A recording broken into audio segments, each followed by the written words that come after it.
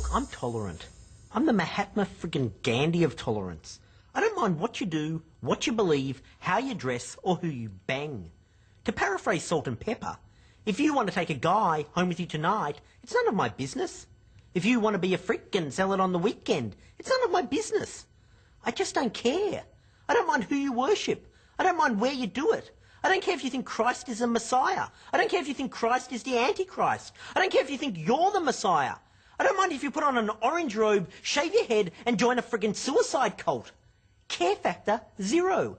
It doesn't worry me. Do whatever you want to do. Just don't knock on my door before midday on Saturday. Don't do it. I'm looking at you, Mormons. Now listen up, Mormons. A lot of people would say you're freaks, that you wear special underpants and worship some guy with magic glasses, that you're not proper Christians, that in fact you're a cult and your theology compares unfavourably to the Raelians, the Branch Davidians and Harry Potter and the Philosopher's Stone. But not me. I think you're fine. You definitely don't make less sense than the Catholics, Muslims and Buddhists. However, the Catholics don't come round bashing on my door on Saturday morning. The Muslims and the Buddhists don't come round bashing on my door on Saturday morning. Even the Salvation Army, who rock up with their trumpets, bassoons, tubas and tambourine ensemble, making more noise than Iron Maiden, have the common decency to wait until after lunch. But that's not for you Mormons, is it? You're up bright and perky on Saturday morning after going to bed at 7:30 the night before after watching some Benji movie. Well, I wasn't. Maybe I was out living a little. Maybe I was out till 5 in the morning drinking Kahlua and milk and dancing to Yaz and the Plastic Population. You didn't think about that, did you? You didn't factor Yaz into your little plan to ring my bell at 8 in the morning?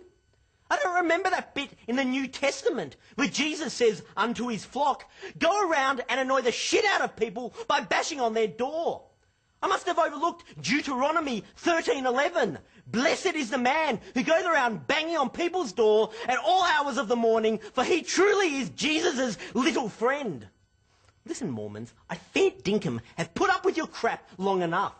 And seeing you Mormons seem to be so open to the concept of door-to-door belief pushing, well, it just got me to thinking.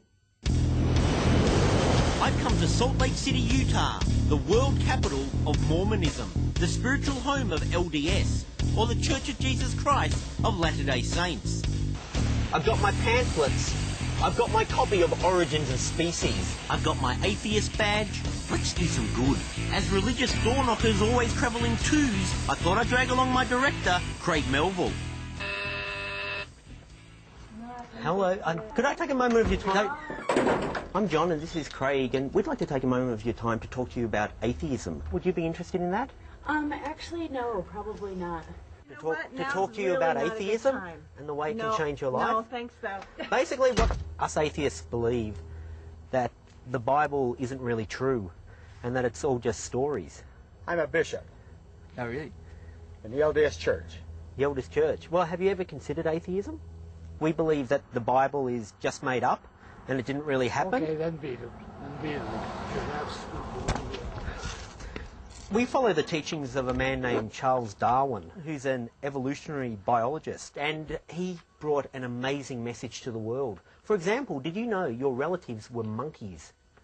Did you know that when you die, your body just decomposes into the earth and nothing happens? There's no soul, there's no heaven, God is meaningless, false and irrational. There's a lot of literature that backs up atheism. Would I be able to offer you a reading from 1980s concept band, XTC?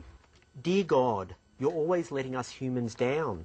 The wars you bring, the babes you drown, and it's the same the whole world round.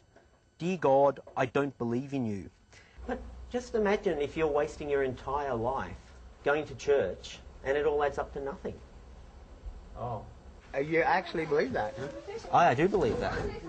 This cognitive dissonance causes anxiety within you. If there is a God... But the thing is, atheism can cure you of this anxiety. God's not supposed to by providing scientific explanations. Oh, did we disturb you from your sleep? Oh, sorry, were you doing something else?